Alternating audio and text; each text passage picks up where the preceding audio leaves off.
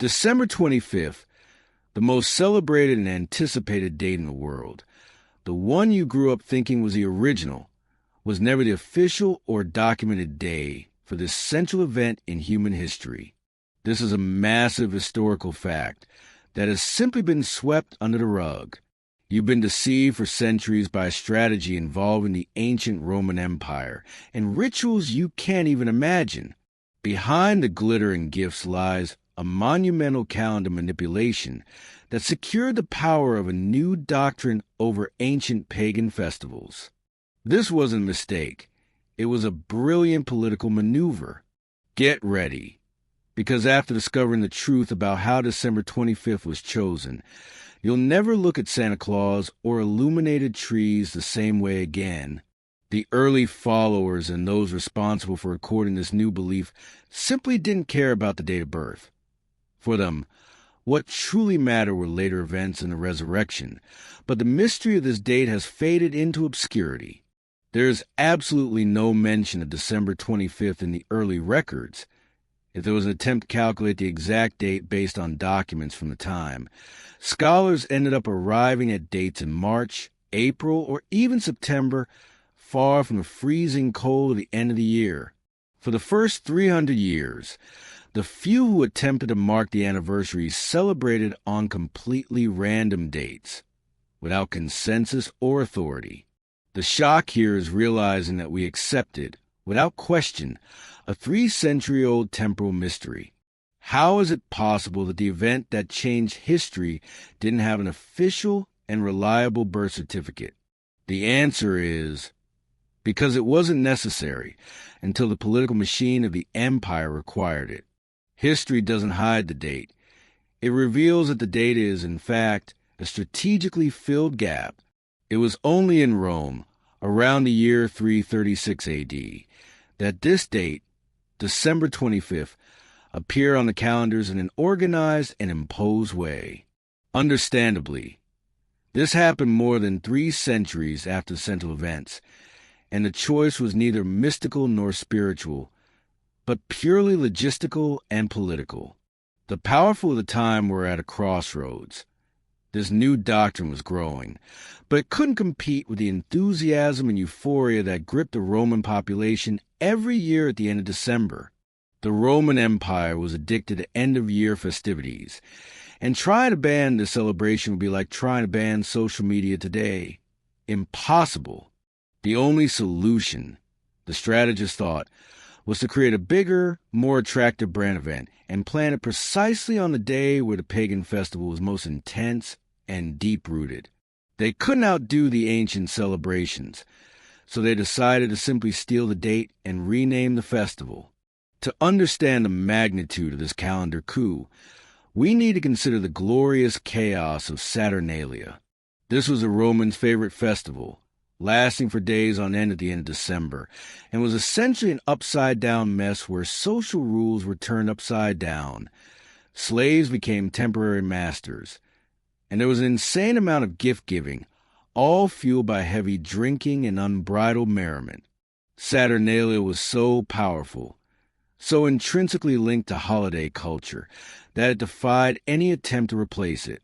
How do you compete with a street party where everyone has a chance to release pressure and break the rules? You can't. You take the gift elements, the festivities, the illumination, which was used to ward off the darkness of winter, and repackage them under a new title. Saturnalia set the tone for holiday joy. The new doctrine only needed to add the icing on the cake. The other major competitor operating on December 25th, and this is the most shocking part, was the celebration of Sol Invictus, or the unconquered sun, the birth of the invincible sun god. At the time of the winter solstice, when the sun seemed weakest and the days were shortest, the Romans celebrated from December 25th onward, the moment when light began to conquer darkness again. It was a festival of the sun's rebirth. It's undeniable that there was colossal symbolism in using the day of the sun god's rebirth to celebrate the birth of someone, in some interpretations seen as the sun of justice or the light of the world. This overlap was no coincidence. It was a deliberate act of iconography. If the population was already mentally programmed to celebrate the return of light on the 25th, the leader's job was much easier, simply changing the name of the birthday boy of the light, ensuring that no one would notice the transition. The background for this strategic choice became clear in the 4th century. With the formal acceptance of the doctrine in the empire, the leaders needed unity. They looked at the population and saw millions of devout Romans, accustomed for centuries to stopping work and celebrating intense rituals at precisely this time. Forcing a change in mentality and a change in the calendar at the same time would be social and political suicide. The elegantly dark solution was to merge. They took the pinnacle of pagan festivities, December 25th, Sol Invictus, and the festive atmosphere of Saturnalia, and declared that the birth date should fall there, even without any documentary evidence. It is the greatest and most successful copywriting and marketing stunt in history, a rebranding that managed to hijack an ancient celebration, repackage its traditions, and sell it as something completely new, thus cementing the dominance of the new ideology. The proof that the date was arbitrary and a political invention lies in the fact that not all branches accepted Rome's decision.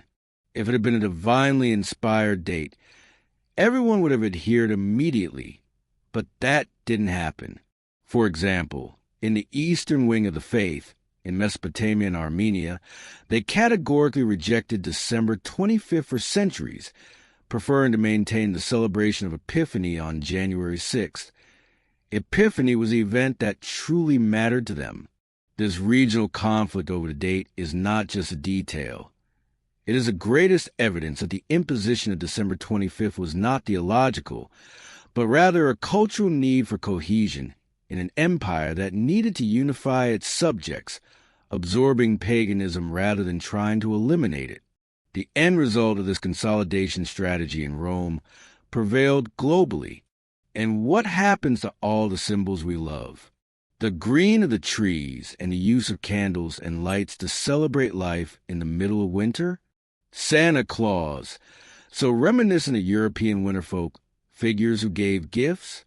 All of this was drawn into the new date as a natural consequence of this shocking historical overlap. The truth is that joy, brightness, gift-giving, and even the emphasis on the solstice, the turning of the day to longer days, were already embedded in the Roman rituals of Sol Invictus and Saturnalia long before December 25th was officially established as a sacred date. You're not just celebrating a story.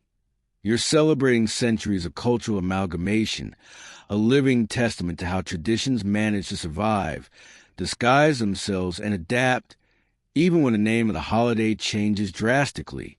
The impact of this calendar theft goes far beyond religion or ancient history. It shaped the peak of modern consumption, becoming the financial pillar of all global economies. Think about it.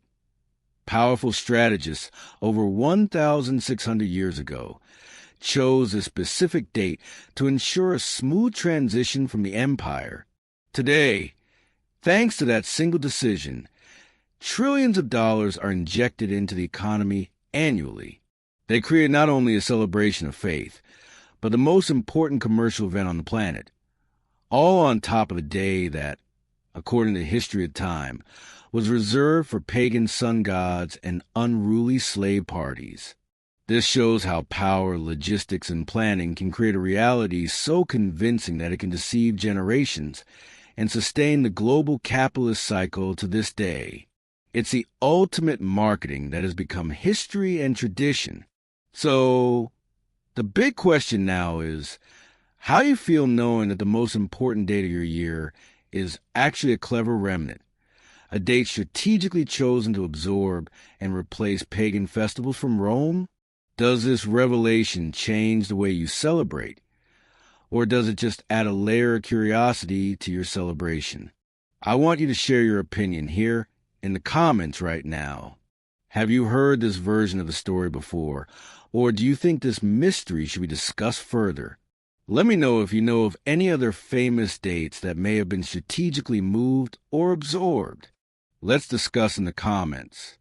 And if this revelation shocked you, don't be selfish. Show it to your friends. Like this video. Subscribe to the channel so you don't miss the next secrets. And most importantly, turn on the notification bell because every week we have shocking and revealing videos waiting for you.